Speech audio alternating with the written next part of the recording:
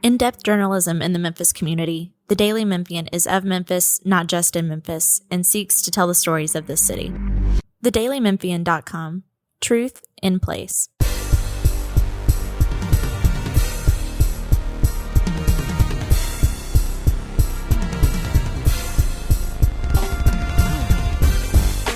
Hi, everyone. Welcome to the Daily Memphian Tigers Podcast with yours truly, Greg Gaston, joined this week once again by Tim Buckley, the Daily Memphian deputy sports editor and senior writer. And look who's back. It's Frank Bonner, the Daily Memphian Tigers football beat writer. Our concentration this week will be mostly on the football team as they are back out on the field as they have already started spring practice. As always, as I've mentioned now for a couple of months, we are in 4 different areas. Frank, myself, Tim, and our producer, Natalie Van Gundy, coming at you from 4 different locations here on this week's podcast. We're taping this on Tuesday, so the Tigers will be back out on the field later today with their 4th practice, and then on Thursday, their 5th. They'll have 15 before their spring game, but also Thursday is Pro Day. And, Frank, that's where I wanted to start, with Pro Day. Tigers have had years where there's been a ton of scouts because they had absolute NFL prospects. This year, I'm not really sure, other than maybe Blake Watson, who may have put himself in position to be a late round draft, maybe a 6th or 7th rounder. What do you think of Blake's prospects? And then who else will be participating on Thursday? Do you think any of them have a chance to be drafted? Yeah, I think Blake is probably your, like you said, your best draft choice. I think he's in that same realm that like Quindell Johnson was in, where, you know, he could be a late round. He might go as one of the hot commodities as an undrafted free agent. He's in that realm.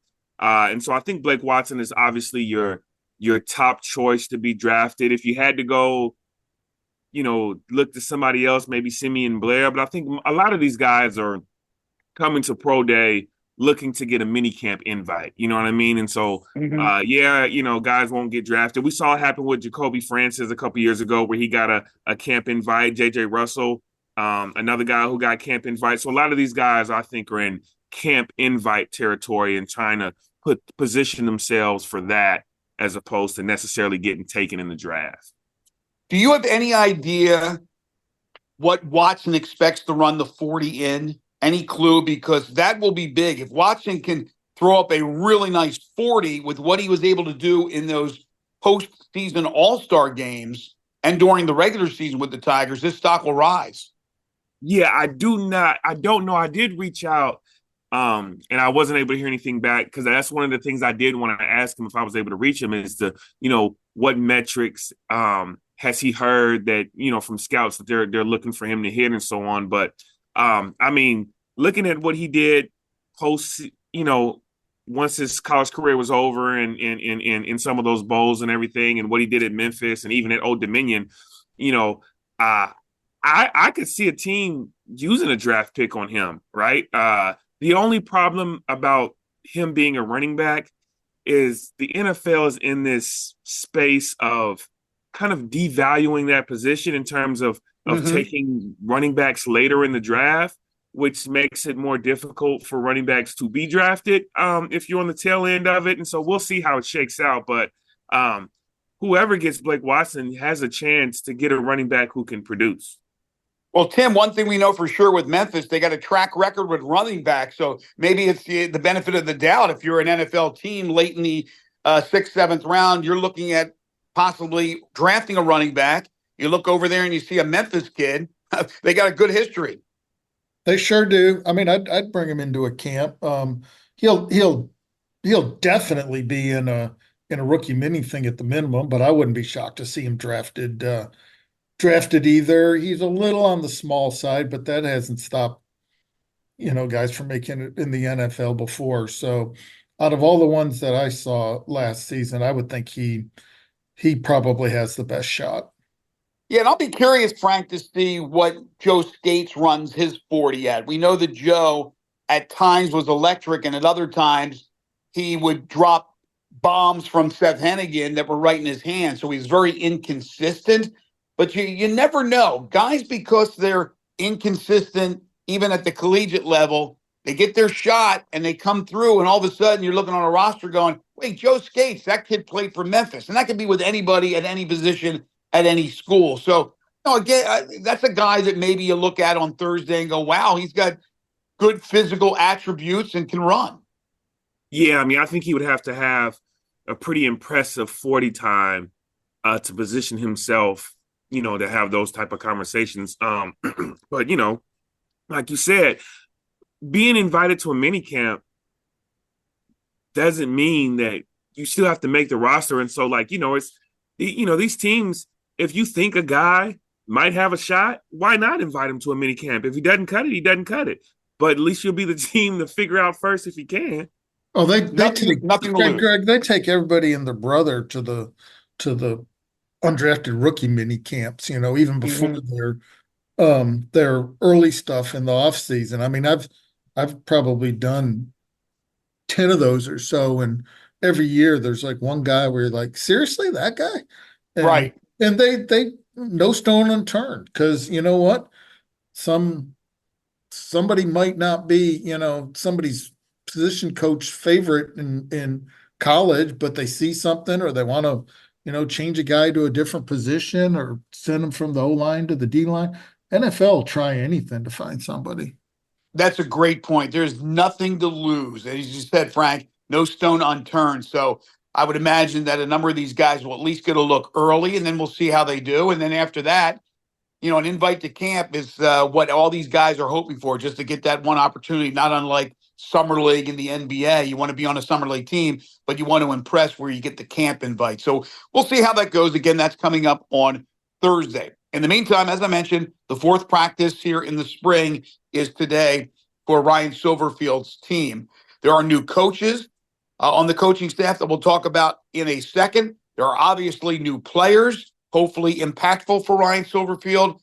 But Frank, what do you think the biggest one or two stories are going into this spring session? Well, I think the biggest story obviously is surrounding. I mean, it's crazy to think about, but I mean, Seth he's done after this year. I mean, he's 4 years and out, and so right. Seth won a state championship his senior in high school. Memphis is still looking to get over that hump of winning their first conference championship since 2019. This is Seth's final year. I mean, things are aligning in place to where this is Memphis's time. I think that Memphis will be a preseason favorite. I think when the voting comes out for the media, it's looking like I'll probably put them as my preseason favorite for the league. And so I think that's the biggest storyline is this the year that Memphis punches their ticket to the conference championship, which is this is a great time to have that conversation, because if you punch your ticket to the conference championship, you might look up and see yourself in the college football playoff.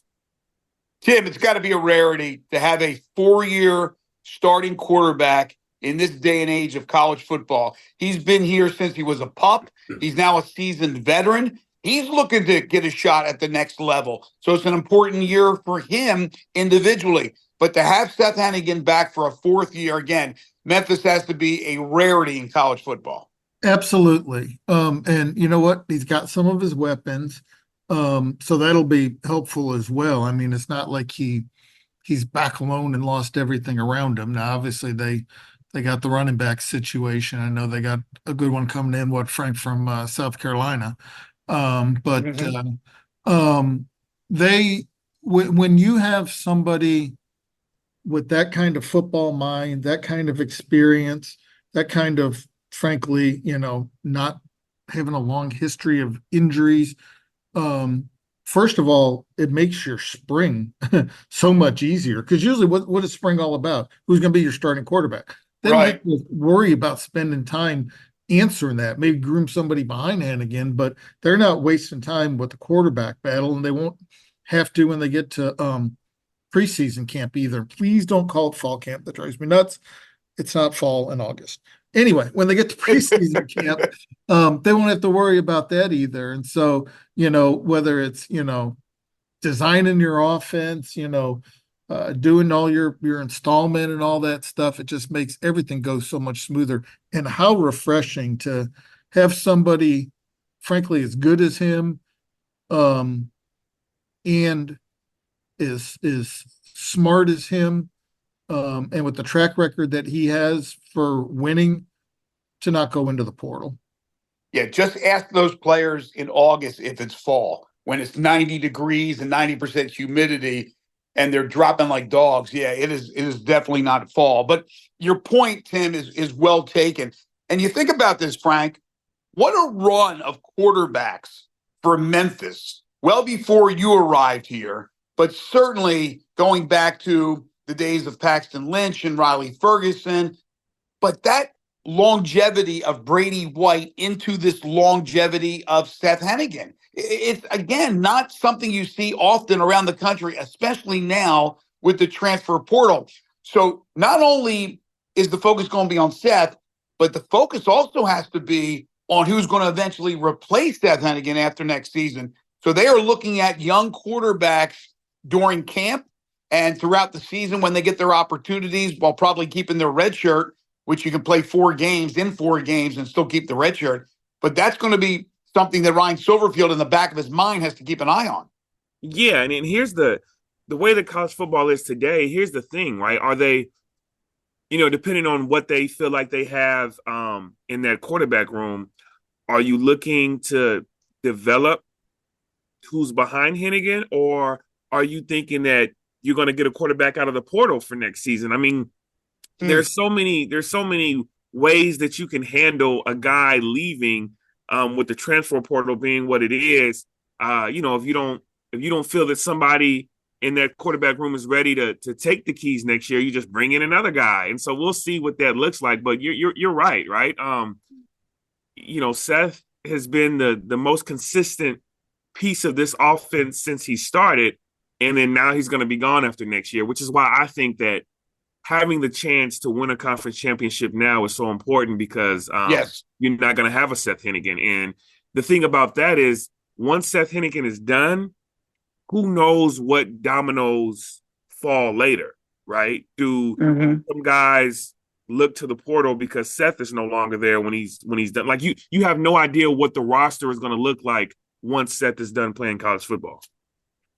You made a really interesting point that I want to ask Tim about. You said that they may look into the portal for a quarterback. We know that that's, again, part of the world we live in collegiate sports. Memphis doesn't have money falling out of their pockets. A quarterback would probably be a hefty cost that comes with it. He likes to develop the quarterbacks, right? He got Seth Henigan as a high school senior. There's a young man on this team from Texas, and his name escapes me now, Frank, who's going to be battling to win the starting or the backup quarterback position, and who looks to be possibly the future quarterback. But Tim, when you are looking in the portal and you have a limited budget, a quarterback, even though that's the most important position on the field, could drop you well back as far as being able to afford other positions that you may have voids in. Yeah, it's a philosophical thing in terms of how you approach the whole quarterback situation, and are you willing to invest not the money but the time to develop somebody like Henigan was developed before the whole NIL, who arrived before the whole NIL transfer portal thing, kind of came into existence. So do you switch gears all of a sudden? The other thing that this spring is for making the decision, not for whether or not you go into the portal and get a quarterback, for your quarterback for the future. It's, do I need to dip into the portal after spring ball is done to get, somebody who's backup ready in case Henigan goes down? Or am I comfortable with what I have under my nose that, worst case scenario, knock on wood, it doesn't happen to him, Henigan is unavailable, situation crops up. Do we have somebody who's ready or not? Or did you go get somebody who maybe is kind of a 5th or 6th year kid from a smaller program who has some experience and just wants to, enjoy the FBS thing, isn't really hung up on, going in and having to have that starting job handed to him, knowing that he most likely will finish it out as a backup, but if called upon, can step in and run an offense. Here's the other thing, Frank. as Ryan Silverfield has told us, and this is pretty much known throughout the country because it's going to happen to every school. The portal opens up again. There are going to be players that are not happy with even spring and where they maybe looked at on the depth chart going into August, and they're going to transfer. So you may have holes and probably will have holes that you got to fill by jumping in the transfer portal yourself and grabbing some players. Yeah, but for this year, here's my theory about Memphis this year. I think the players that are expected, that you would expect to play a significant role, even if they aren't starters, right? If they're the second string backup or whatever, I don't think those guys this season are going to be the ones that leave. I think Memphis is going to have some guys enter the transfer portal, after spring, maybe even during spring or whatever. But I think those are going to be the guys that you weren't necessarily going to see a whole lot on the field anyway. Okay. And so my anticipation is that the guys that are left are going to be guys that that are still part of your core. I got you. Yeah, you don't expect. Greg, don't forget, they already lost their backup quarterback. Right. So it's not a situation where coming out of spring, they're going to lose the guy who lost the starting job. Like that. Yeah, and I'm talking about just with any position, but I think that's a great point. That's a great point by Frank, that more than likely the players that are going to contribute this year, and remember, there's high school kids that weren't early enrollees that'll be coming in August as well. I don't expect them to be impactful, but you never know as far as depth issues are concerned. But yeah, his point being that you're probably not losing the players you're expecting to be significant contributors this season. More than likely, you're losing out some guys who are deeper on the depth chart and want to get an opportunity somewhere else. Okay, let's talk about some of these new players. There is a running back that has everyone excited. We know that Sutton Smith is back. We know that Javian Ducker's back. We know that who am I missing? The Little Rock running back, Frank. You talking about? You said Sutton, Ducker. You said and Mr. Touchdown from Little Rock. You said what? Oh, Brandon Thomas. Thank you, Brandon Thomas. They're all back, but the excitement is Mario Anderson, the transfer from South Carolina. I had a member of the South Carolina media, Columbia, and he covers South Carolina. That's his beat. He said that he was going to be the starting running back for South Carolina. Memphis was able to tab this guy. He is physical. He's not the biggest guy in the world, but he's like a bowling ball almost, where he is all muscle. There is excitement. How excited are you to watch this guy play? Very excited. Just because, if you look at his production at South Carolina, it's not like this is a guy that didn't play, right? He had 700 yards or so at South Carolina, and a lot of people thought he was expected to be the top guy there heading into this season. So this is a guy who's played football at a high level. And if you look at Memphis's track record with transfers, and specifically transfer running backs, he could be the immediate void of a Blake Watson that Memphis needs. You would have to think, Greg, that the part of the recruiting pitch to him is you're going to get Blake Watson like carries. He didn't come here to share the load or anything like that. Which I wonder whether they made the same pitch to Blake Watson or not, because he ended up carrying it way more than I thought he was going to heading into the season. Partly because I thought Sutton Smith was going to be a bigger part of the, whatever you want to call it, the rotation. Or I'm with you. And because there was games where it's like, has Sutton Smith has he even gotten a carry? Like how come they aren't using him more? How come they aren't giving Blake Watson a blow? Well, either they, Ryan, I know Silverfield would talk about who has a hot hand and all that. Yeah, that plays into it, but with a guy like this one from South Carolina, Mario Anderson, it seems like they told him, you come here, you're going to get your touches. Yeah, you come here, you're going to get your touches. Plus, we have this great track record of producing NFL running backs. But you also have, with the other guys, Javian Ducker, who was redshirted last year, who has skills Thomas is a short yardage guy. I'm sure they'll use him again around the goal line or on fourth down and short situations. But Sutton Smith, I thought, Frank, emerged, and it was late, but it was in the AutoZone Liberty Bowl game.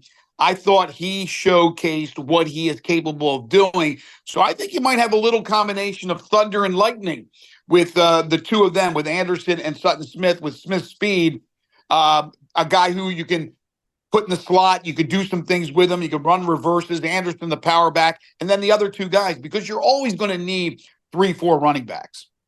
Yeah, and I think the other thing about Watson that caused him to get so many touches is that Watson could run the ball, and he also could do the things that you expected Sutton Smith to do well in terms of coming out of the backfield in the receiving game. And so you didn't have to change running backs in order to get that because you had it all in one with Blake Watson.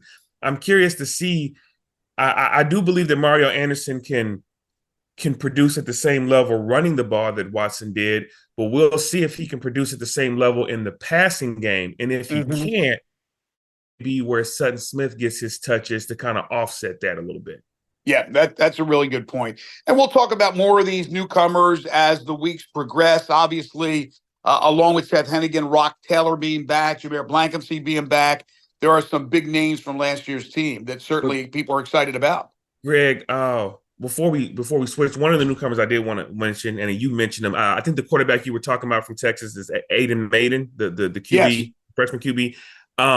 As we talk about Seth Henigan, this being his last year, I am going to curious to see how much we get to see out of Aiden during spring ball and even in how Tim makes sure we say preseason camp. How much we get to see out of him. You're learning, Frank. You're learning. Looking towards next year, because he could be the guy if he ends up panning out the way he's supposed to. And the fact that he has an entire year where he knows he's not going to be the starter, he can just learn, take a deep breath, and just be a student athlete and ease his way into it, may be good for him looking at what's ahead next season. Well, Tim Cramsey and Ryan Silverfield are very high on that young man. So maybe another Texan, right? Back-to-back Texans running the show for Memphis. All right. Hey, Greg, if I can interject as well on please. On Anderson. I don't know. It'll be interesting. I was looking at some numbers here. 12 games last season, 22 catches, 153 yards, 1 touchdown. So he's capable, but he didn't spend his whole career at South Carolina. He came from a little program, Newberry, and I don't know what kind of offense they ran or what they were doing or whatever with him. I mean, he was a 1,000-yard rusher for 2 seasons in a row, 15-something his third season there. But they didn't throw to him out of the backfield at all. So it'll be interesting to see how, whether or not he can assume that part of it that Blake Watson seemed to be real comfortable with. Or as Frank said, Sutton Smith is in that role, and you use those two. Yeah. Right. But I'm telling you, I'm excited about Anderson. Any running back who produces 700 and something yards in the SEC, the guy's playing an SEC competition, I'm excited about. All right. New coaches. Real quick, Frank, I think people know the names Lou Esposito and Reggie Howard as the 2 former Tigers come back into the fold. Recently, Lee Marks was hired, who comes from UW to take over the running back room. So there we go. We're talking about Mario Anderson and Sutton Smith and company. So those are the 3 newcomers on this Ryan Silverfield staff. Yeah, and I think when you talk about continuity in bringing in new guys on the coaching staff, I think it helps tremendously that Reggie Howard and Esposito, they have tremendous chemistry because they were former teammates here at Memphis. And so those guys don't have to get to know each other. They don't have to warm up to each other. They already know each other coming in, and they just have to get used to the rest of the staff. And then, Lee Marks, he's coming from a pretty qualified program coming to Memphis. Yeah. And so, what he's able to bring to that running back room, I'm sure will be great. And I think, is Memphis in a spot, and you, Greg, you can answer this. You've been here longer than me, but where Memphis, their running back coaches, because they're perceived as RBU in a sense, are they in a spot where they just expect for their running back coaches to get plucked? Yeah, I think so. I really do, because it's happened. It's happened a lot. And when you have success at that position, the players themselves certainly get most of the credit, but the running backs coach also gets some of the credit. So they're able to do their due diligence, look around, see what's open there, and then when they throw the resume out there, or their agent throws the resume out there, and they go, "Wow, Memphis, they have produced running backs. This guy has to know what he's doing." So I think, there's sort of a pipeline with the running backs and the coaches, whether it be going to another college, going to the NFL as a coach. I mean, Memphis has had a long history of those coaches taking that next step. Which I think, on one hand, you're like, geez, it could be viewed as a negative of not being able to hold on to your position coach. But on the other hand, the next position coach you're going to get should be a hot name, because you see what's happening to position coaches every time they get the running back coach position at Memphis. So, you got guys going in, but you got good talent. You got guys going out, but you got good talent coaching coming in, because it's a hot job.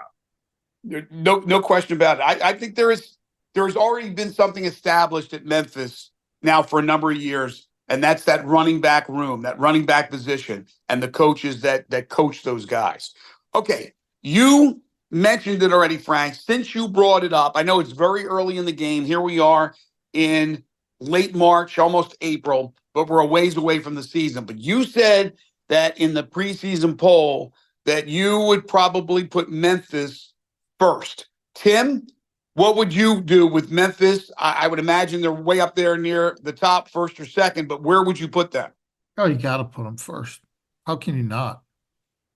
Well, there's still Tulane. There's still Tulane. I know they lost their coach, but the coach they got coming in, Summerall, is really, really good. They also spent a lot of money. They got a quarterback coming in from the portal, and plus they've proven it already. So I don't know. I don't know if I necessarily would put Memphis first. New coach, new assistants, new philosophy, new quarterback, newfound problems, unanticipated. When you do these preseason things, the first thing that people look at is who has what coming back. And the second thing you look at is offense, because people usually aren't clued in enough to even think about defense. And then they see a starting quarterback returning and a transfer running back from an SEC program, and you think Tigers right away. Do you think, Frank, it's the coaches who do the preseason poll, right? Not the media, correct? No. So we voted last year. So do they have two separate ones? I thought they always had a coach's preseason poll. Maybe I'm wrong, but if it's the media does its due diligence. So I can see where, as Tim just eloquently pointed out, all the reasons why you would pick Memphis. I could see that going that way. If there is a coach's poll, and maybe I'm wrong, maybe it's just basketball. But if there is a coach's poll, I can see the coaches still going back to Tulane, because they have been there and they have done that, and they give them the benefit of the doubt.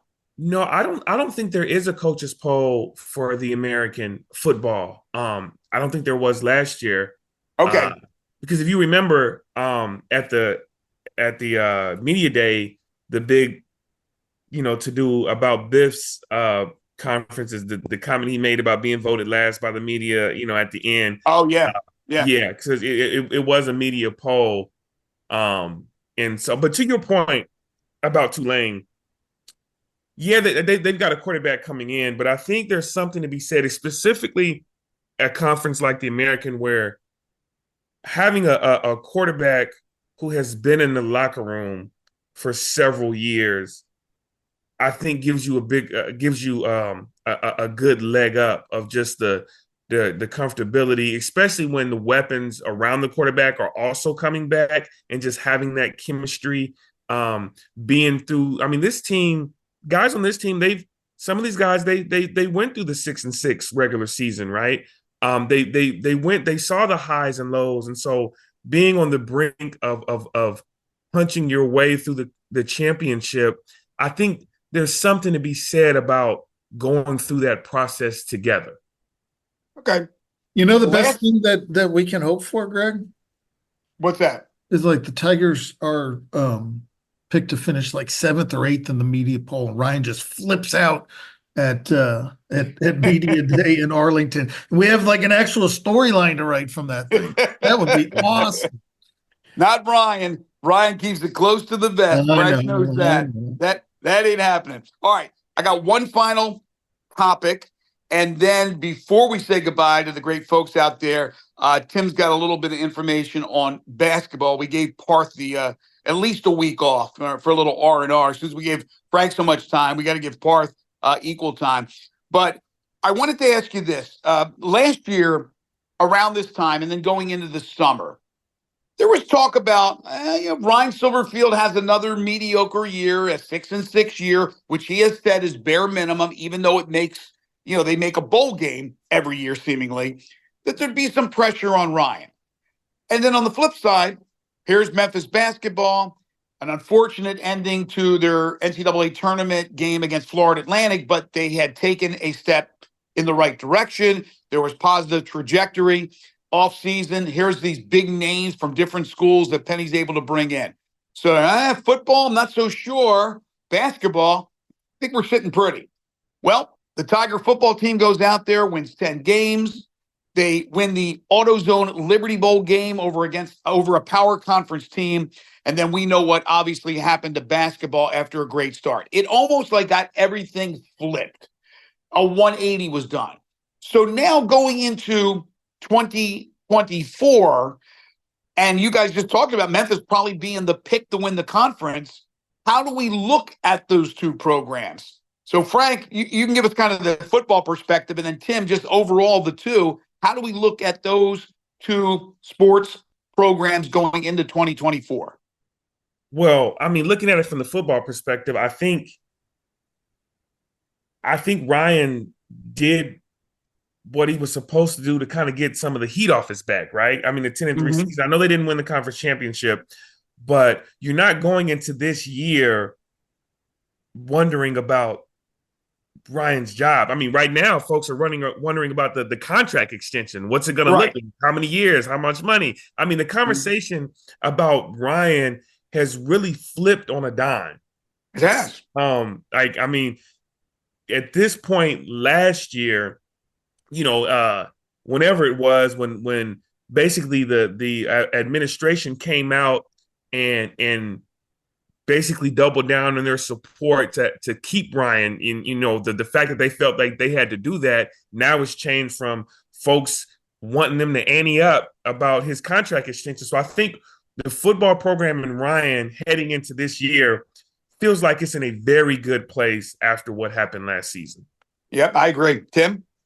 It's interesting to me that it seems like in this NIL portal era, like Ryan has done the better job of figuring out roster management. And I know it's two different beasts, like with the numbers that you have for football versus the numbers you have for basketball.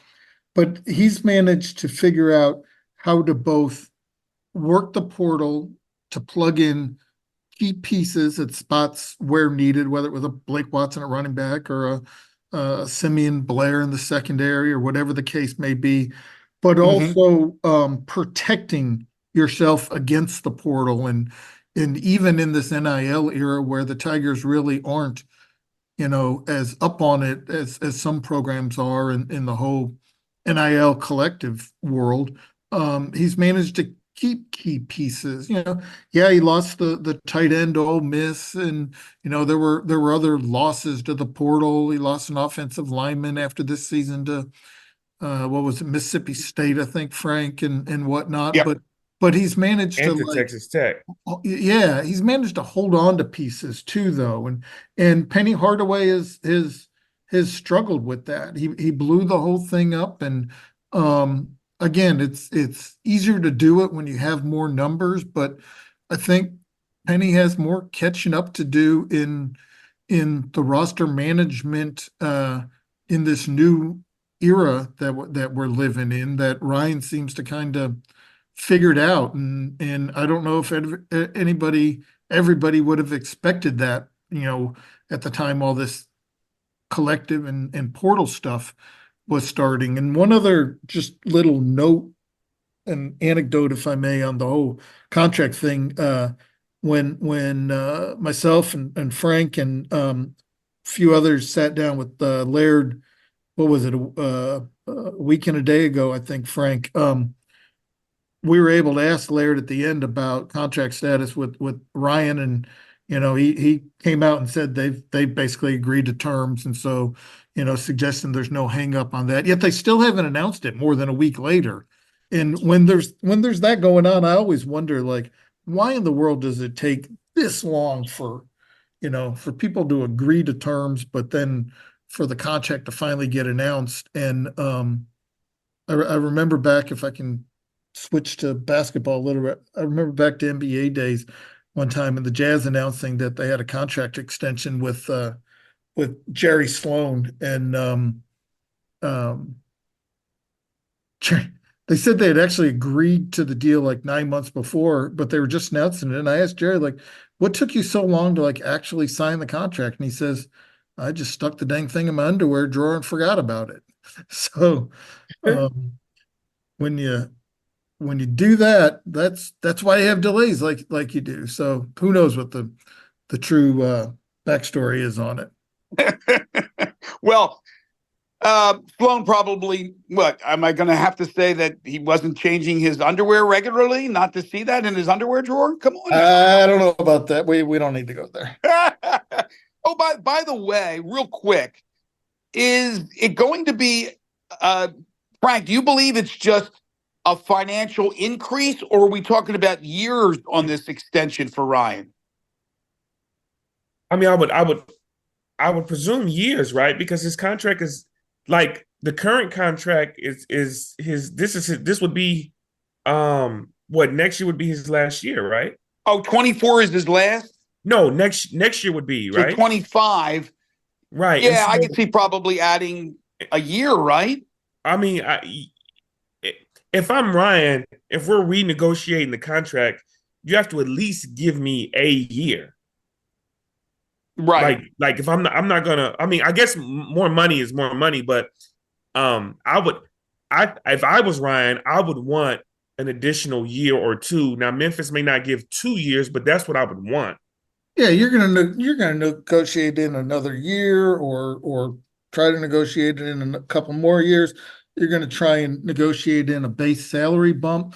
You're probably gonna try and negotiate better bonuses, because these contracts contain bonuses based on the number of wins, based sometimes on getting to a bowl, based on winning a bowl, based on beating a Power Five team. Sometimes there's bonuses Right. for that. Sometimes there's bonuses for winning a Coach of the Year award in the conference, or the state Coach of the Year, or whatever it may be. And I've seen college football contracts where you're negotiating in your pool of money for not just your assistant coaches, but for your director of football operations, or if you have a football GM or whatever, and you renegotiate your contract to basically take care of your guys and have a better pool of salary money, both to reward the guys who stayed and to plug holes if you have to make new hires. So it's not just length of contract, it's terms as well.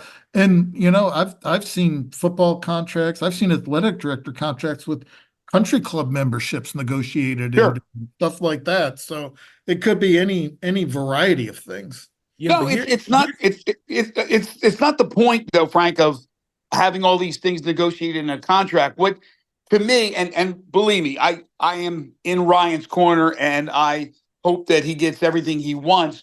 But we went into a season where a lot of people, even though they won 10 games, are still saying, "Oh, who did they beat?" Well, they won 10 games, and they've only done that a handful of times in their history. But one really good season can catapult you up to where you're getting all these increases and bonuses, and they're lengthening the contract.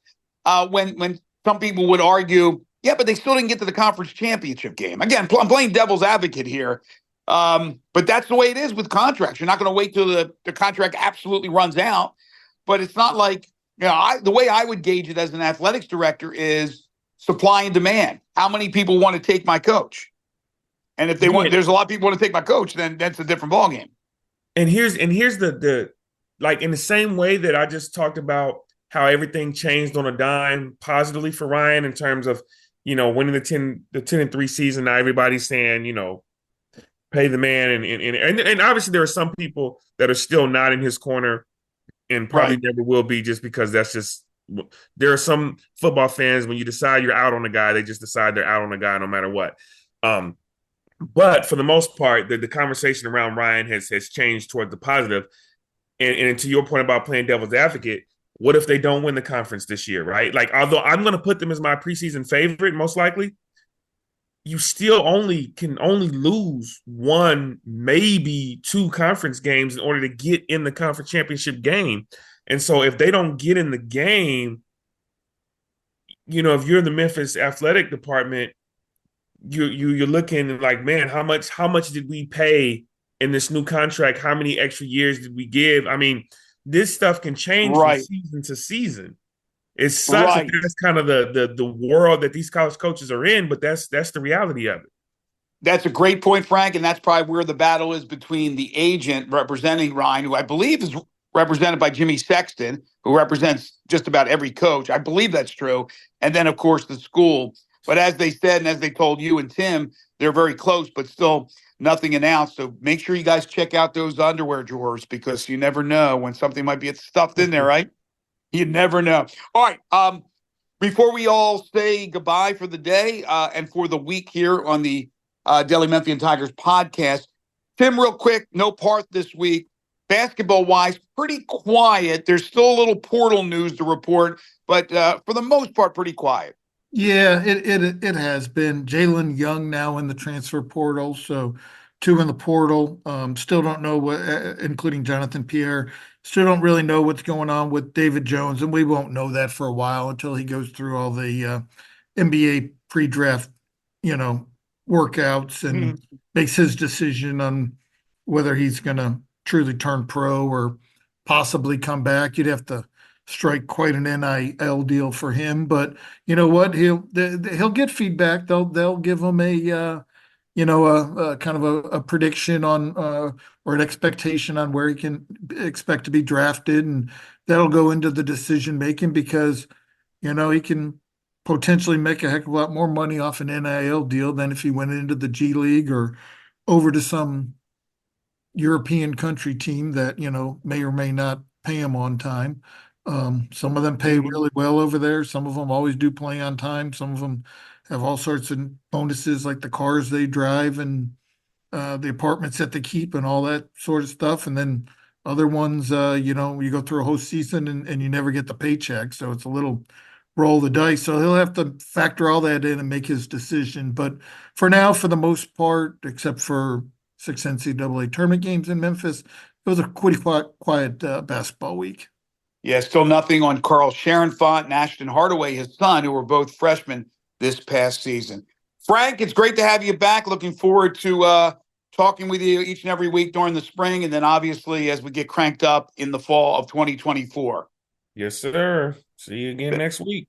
All right, sounds great. Tim, as always, thank you so much. Thanks, Greg. Check your underwear drawer. I will, absolutely. And again, a great job once again. Shout out to our producer, Natalie Van Gundy. That'll do it for this week. Be sure to check out our other podcasts at the Daily Memphian. The Daily Memphian's Food Podcast, Sound Bites, is hosted by Chris Harrington and Holly Whitfield. The Sidebar with Eric Barnes is about arts, culture, and everything in between. And the Grizzlies Podcast, also hosted by Chris Harrington with Drew Hill. All of our podcasts are available on Apple Podcasts, Spotify, or wherever you find podcasts. We'll talk to you again next week.